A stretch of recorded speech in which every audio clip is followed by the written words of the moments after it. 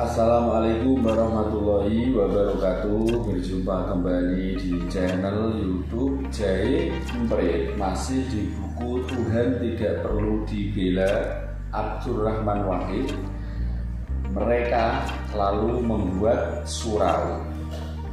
Secara berurutan selama hampir 10 tahun sejumlah mahasiswa kita yang belajar di kawasan Timur Tengah datang ke Eropa Barat. Ada yang telah tamat dan menyelesaikan studi di Al-Azhar, Universitas Islam Madinah atau Universitas Baghdad. Ada pula yang drop out, itu selain mereka yang pulang ke tanah air atau yang tetap di Timur Tengah. Yang menarik adalah yang menetap di negeri Belanda, Amsterdam, Rotterdam, Den Haag, dan beberapa kota kecil Timur Tengah. Dan beberapa kota kecil seperti Walwijk dan Dordrecht. Beberapa adalah tamatan Timur Tengah. Dengan kualifikasi keagamaan cukup tinggi, sujud patuh dikiaikan di rantau orang. Lebih-lebih karena ada yang pernah lama mengaji di pesantren. Masih dibawa ke negeri orang, pulang merasa belum waktunya. Tidak pulang serasa ada yang salah. Di negeri orang, status sosial jelas tidak mengembirakan.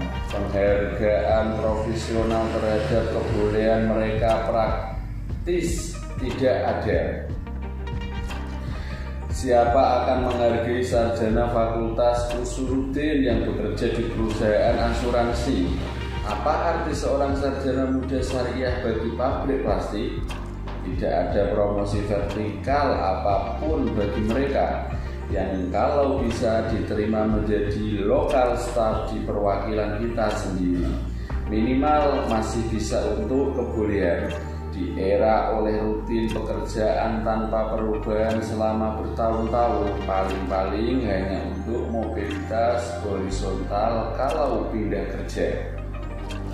Dengan cepat mereka lalu merasakan semacam keresahan hidup dan kepribadian terancam oleh perkembangan di luar mereka yang tidak dapat ditolak atau dikendalikan. Identitas keindonesiaan saja tidak menolak banyak karena terpecah-pecahnya identitas itu oleh banyak jenisnya.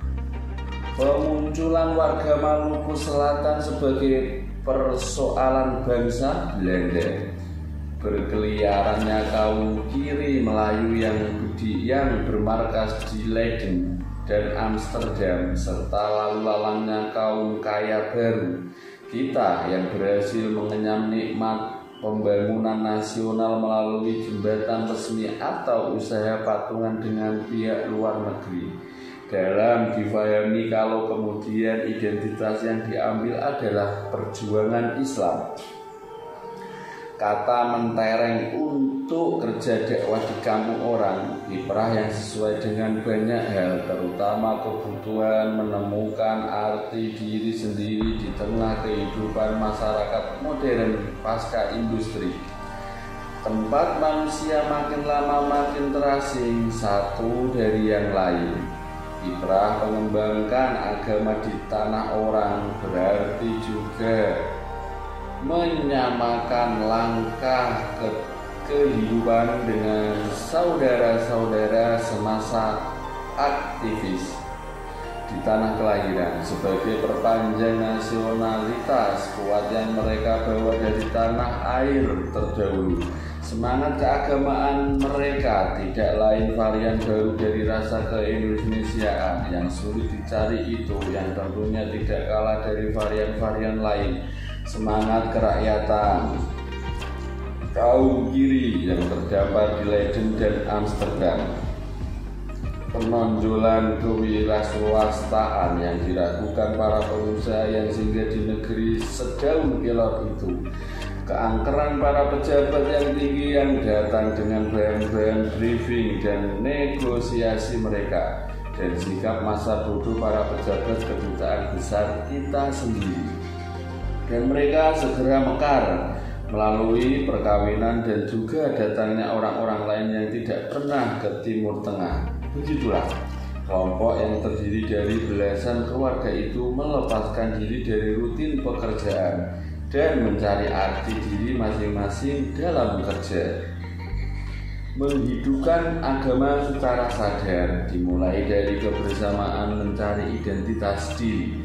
Kiprah mereka dengan cepat menemukan intensitasnya semangat menampilkan Islam kepada bangsa Belanda melalui organisasi yang mereka dirikan, Perhimpunan Pelajar Muslim Eropa. Secara tekun dilakukan siaran agama melalui radio Hilversum, penerbitan majalah sendiri di Jerman Barat, dan terutama pembinaan keluarga mereka sebagai jamaah. Mungkin tidak berarti dalam ukuran nasional Belanda, tapi pantaslah kalau mereka sendiri lalu merasa butuh akan sebuah pusat kegiatan.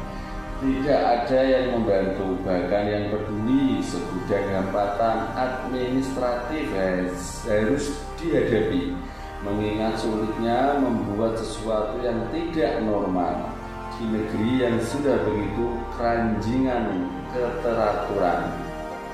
Dengan mencari secara tekun lokasi yang sesuai dengan kebutuhan dan mengumpulkan dana sedikit demi sedikit dari sisa penghasilan yang serba proletar, akhirnya dapat dibeli sebuah bekas toko di sebuah ujung jalan bilangan kampung di kota Den Haag dengan harga 90.000 gulden. Setiap warga kelompok kecil perantau itu memberikan sumbangan tenaga. Di samping dana, ada yang mengerjakan pembuatan dinding, ada yang memasang pipa ledeng, yang lain bertukang juga memasang instalasi listrik. Jam-jam yang begitu dihargai dengan upah sekian puluh gulden kalau bekerja di pabrik diberikan cuma-cuma. Dengan begitu tercapailah titik kulminasi yang dilambangkan pola kehidupan mereka selama 10 tahun di rantau orang, membuat musola, bahasa kampungan surau, alias langgar, kiprah yang indah seindah semua kiprah rakyat kecil. Demikianlah buku-buku yang tidak perlu dibela Abdurrahman Wahid. Mereka lalu membuat surau. Terima kasih telah menyaksikan channel YouTube Giant Brain.